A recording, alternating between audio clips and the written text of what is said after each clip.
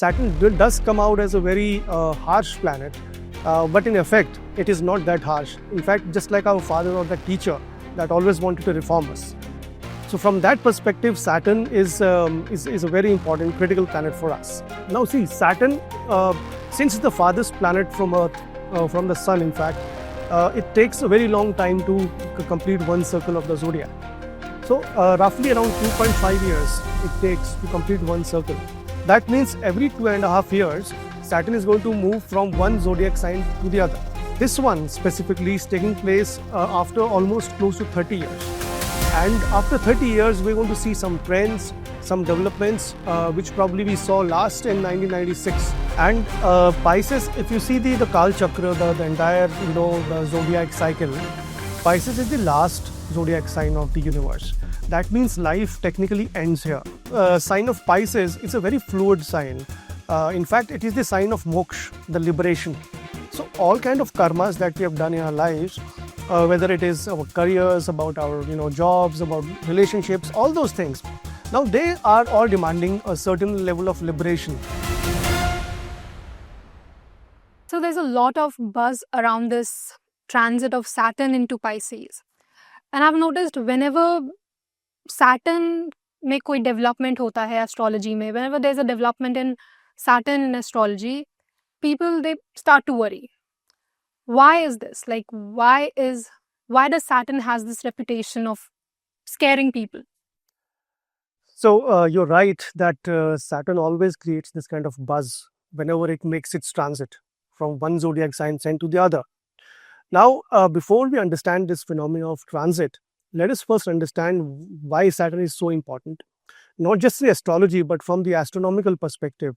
Since Saturn is the farthest planet from Earth, so it is considered a very dry planet, and it is completely dark. So there's a lot of energy around Saturn, which we are very fearful about, and how the energy comes to Earth and how it impacts the human beings. That's been a subject of debate and a lot of research over the years. Now coming to astrology per se, Saturn is the single most planet, important planet, which is the owner of the cycle of wheel, the cycle of time that we say. And it stands for a lot of important things in astrology, which has a direct impact on our lives. So just for a layman perspective, let me tell you, say if you were to break down Saturn for a layman, see, S stands for structure. Anything that is the foundation of our lives is controlled by Saturn. All the roots, the values, the kind of the structures we have around our lives, whether it is relationships, our aspirations, all of those are controlled by Saturn. Then the second element is A, which is authority.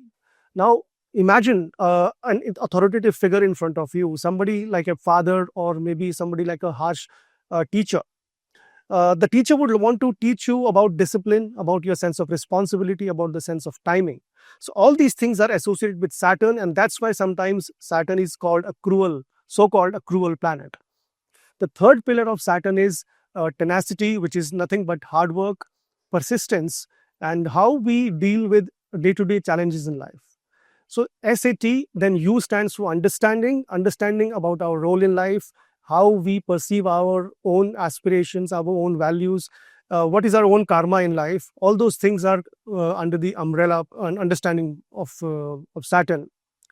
R stands for responsibility, and Saturn is the planet of responsibility. So it wants us to understand our sense of responsibility, the accountability that we bring in our lives. And all these aspirations obviously create some challenges. And finally, the last N is, stands for the kind of necessities we have in life. So all the basic necessities we have, that's the foundation. Saturn doesn't want us to go into luxuries. It wants us to address the necessities of life. So when we take all these things into account, Saturn does come out as a very harsh planet, but in effect, it is not that harsh. In fact, just like our father or the teacher that always wanted to reform us. So from that perspective, Saturn is a very important, critical planet for us. Now coming to the second part of your question, that the transit that is happening of Saturn and why is it creating so much of noise around us. Now see, Saturn, since it's the farthest planet from Earth, from the Sun in fact, it takes a very long time to complete one circle of the zodiac. So roughly around 2.5 years it takes to complete one circle. That means every 2.5 years, Saturn is going to move from one zodiac sign to the other. Now, since all transits are important, but this one specifically is taking place after almost close to 30 years.